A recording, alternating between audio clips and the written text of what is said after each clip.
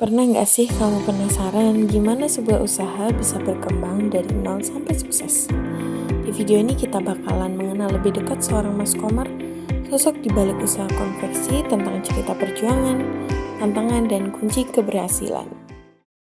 Boleh diceritakan nggak latar belakang hingga Mas Komar ini memutuskan untuk terjun ke dunia bisnis ini?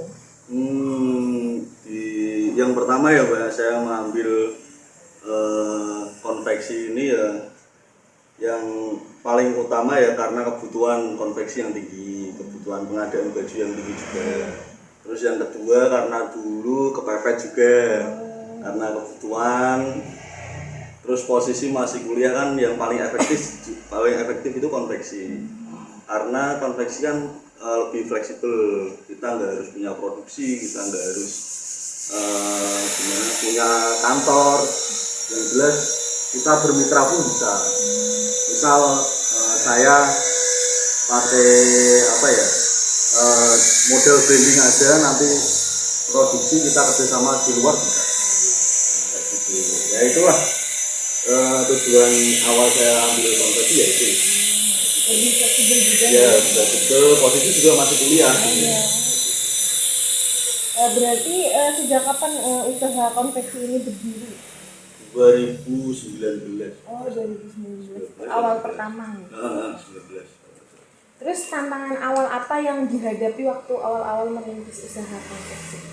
Yang jelas customer nggak begitu banyak. Terus market sosmed juga belum mendukung. Ya berjalannya waktu Mbak, kayak gitu kan proses.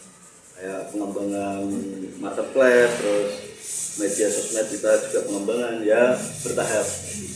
Yang jelas customer sedikit ya dulu. Ya waktu awal-awal ya. Susah. Kemudian produk apa saja yang menjadi fokus utama di usaha konveksi ini? Kalau di sini banyak sih kalau sekarang Mbak, dari kopi, kemeja, pocket, semua kaos, jaket yang berhubungan sama kain kita. Tapi waktu pertama itu yang Mas bikin itu apa? Dulu itu kalau saya bermitra sama konveksi luar itu kemeja. Oh, kemeja. Awalnya tuh kemeja. Kita ngambil keuntungan dari misal harga dari konveksi luar itu 100, kita up gitu. Kemudian target pasar dari usaha konveksi ini tuh siapa aja? Ini lebih umum juga, kita kan udah gitu juga. Lebih proyek-proyek pemerintah juga bisa, mahasiswa juga bisa, lebih fleksibel, semua bisa. Berarti udah yang skala besar pemesanannya gitu ya? Ribuan juga banyak.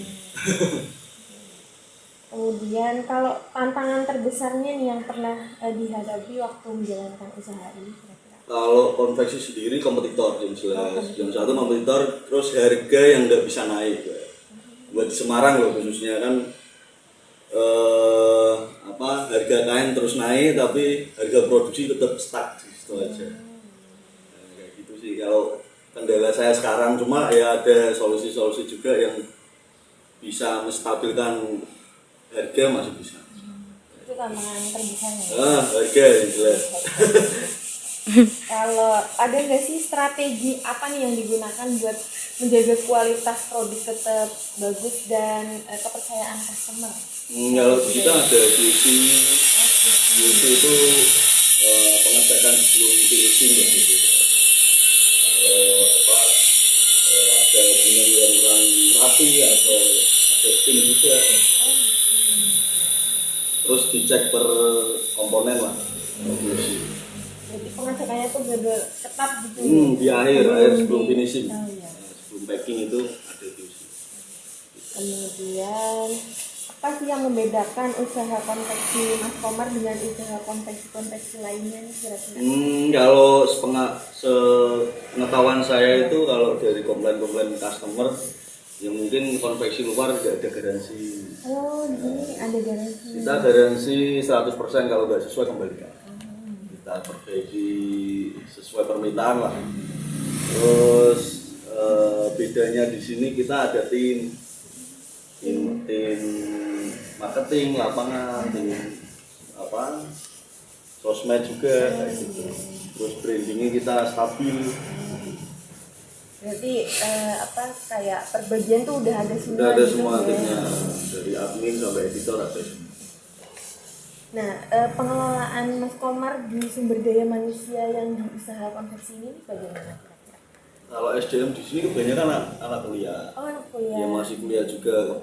Makanya kan di sini sepi ya, kan kebanyakan pakai freelance. Oh iya. Nah. Cuma tetap kerjaan tetap disetorin. Kalau SDM di kantor ya, kalau SDM produksi ya di sana. Oh, di sana tetap ada. Ada. Jumlah karyawan untuk produksi ini kira-kira berapa Mas saat ini? Kalau yang freelance itu 2, terus yang produksi 2. Soalnya di sini itu apa? Di sini fokusnya dipotong, dijahit itu di luar semua. Oh, jadi gitu nggak? Jadi di sini tuh motong-motong nanti untuk jahit-menjahit. Ya di luar pada ngambil kayak Oh, gitu. iya. Soalnya kan mitra kita banyak. Oh, iya, pakai gitu. Kemudian ini yang terakhir nih, harapan Mas untuk usaha konveksi ini ke depannya bagaimana, serta pesan-pesan untuk generasi muda yang ingin mulai dan merintis usaha. Yang jelas ya buat konveksi ke depan ya kualitas tetap dijaga, terus customer kita kalau bisa lebih luas lagi kayak gitu. Harapan saya ya. Terus produk-produk lokal ya lebih dicintai lah. Kalau sebenarnya produk lokal sama luar itu ya sama-sama bagus aja, tergantung apa market sih sebenarnya, kan kayak gitu minat dari customer kan berbeda-beda. Ada yang suka lokal, ada yang kayak gini branded ini kan luar.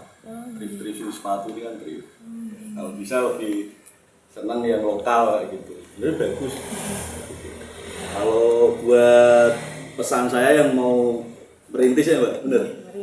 Kalau mau merintis ya dicoba dulu aja, soalnya kan setiap orang kan punya basicnya sendiri-sendiri. Kayak saya dulu nggak ada basic di konveksi.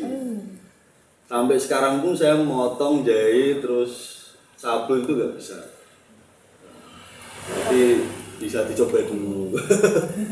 Ya sambil berjalan kan ada pengalaman di sana. Kayak gitu. Pasti bisa lah.